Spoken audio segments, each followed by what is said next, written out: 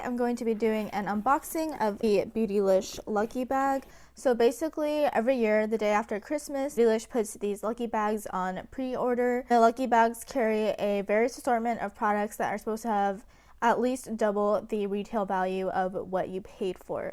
I only got the original $75 size because the extra large Lucky Bag sold out super fast.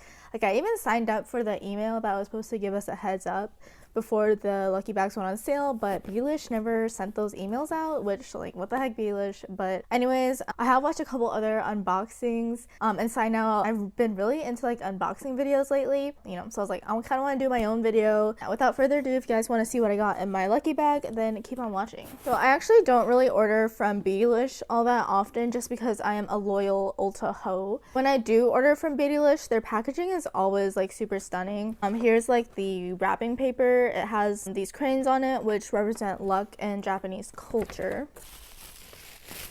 Okay.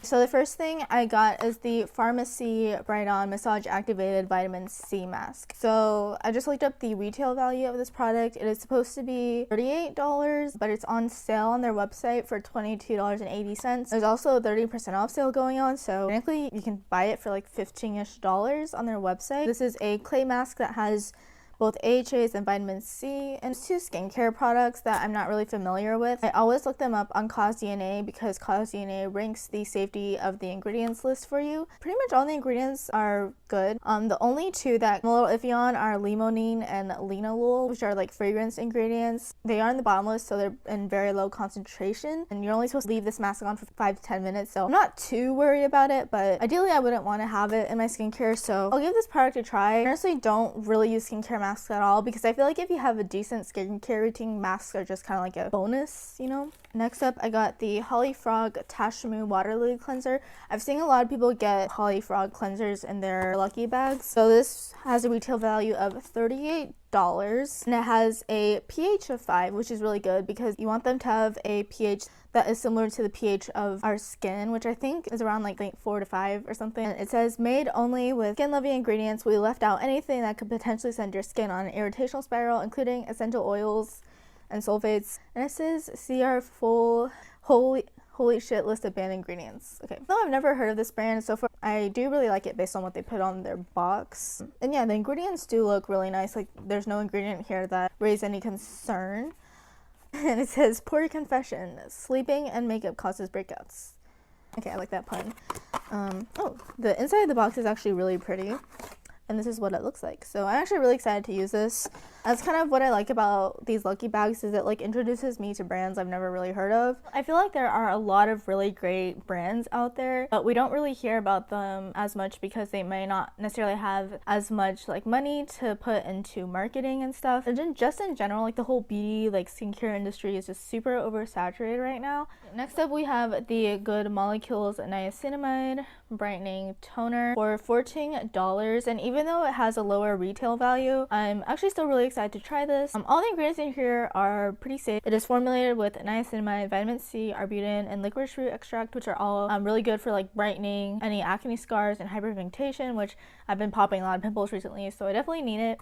And I do really like how this is actually in a dark container. If you guys don't know, vitamin C is a very like unstable skincare product, meaning it tends to go bad really fast. But one thing to kind of slow down that process is to have the product in a dark container. So I'm definitely really excited to use it. Again, even though yeah, it's only $14 that I'm actually going to use. So I feel like people associate price too much with quality these days. Like, there are a lot of expensive skincare products out there that honestly aren't that great, and there's a lot like skincare products, like for example from The Ordinary, or like Asian skincare products that are really inexpensive and super effective. And this is actually made in Korea as well, so that's kind of cool. Okay. Next, I have this Sugarpill liquid lipstick in Strange Love. Okay, it says it's metallic and sparkle, which I do not like metallic liquid lipsticks at all. I feel like they just look really unflattering. I think these retail for $18 though, and I have heard the Sugarpill formula is really good. It is actually a really pretty color though. Maybe I might give it a chance, but I don't know. The whole metallic thing kind of throws me off, so I might wear it like sheared out though.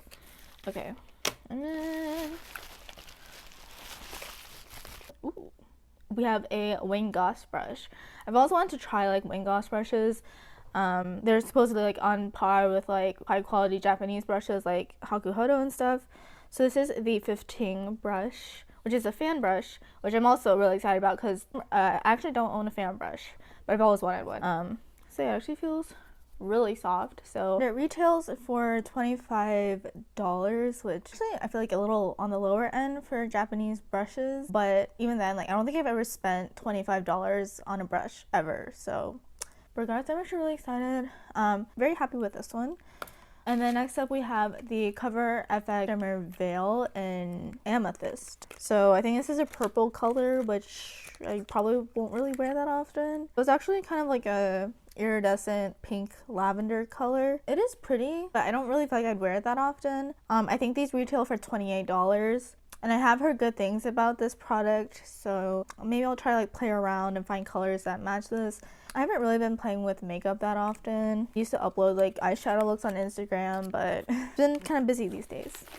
So the last product I got is this Dominique Cosmetics Celestial Storm palette. So this retails for $44, and the owner of this brand is Kristen Dominique. She is drop dead gorgeous. I've heard good things about her brand, but I've never tried it before. So this is what the palette looks like. I feel like I have all these colors though and other eyeshadow palettes because I hoard makeup, which is a problem and I should stop, but I do like the color scheme. It is really pretty, and these are pretty big eyeshadow pans. So that is it for my lucky bag. So overall, I'm satisfied. There are a couple products though that I'm probably not going to use, which that's just kind of the thing with mystery bags, is you are taking a gamble. At the end of the day, it is also kind of a way for brands to get rid of like older inventory, so sometimes that may include products that didn't necessarily sell as well. Although I will say, compared to other brands, Beautylish still does put like good stuff in their lucky bag, so I'm not trying to like diss Beautylish at all. Math is right, which typically it isn't. The whole retail value of my bag was $205. 3 products that I definitely will use is the Good Molecules toner, the Holifrog cleanser, and the Goss brush, and these 3 have a total retail value of $77, so I technically did break even, right? A bit more. Although I had to pay $10 in shipping and taxes, so technically not. Thank you guys so much for watching. I know I need to upload more often. I do really want to thank you guys for taking the time to watch my videos. I'll see you guys next time.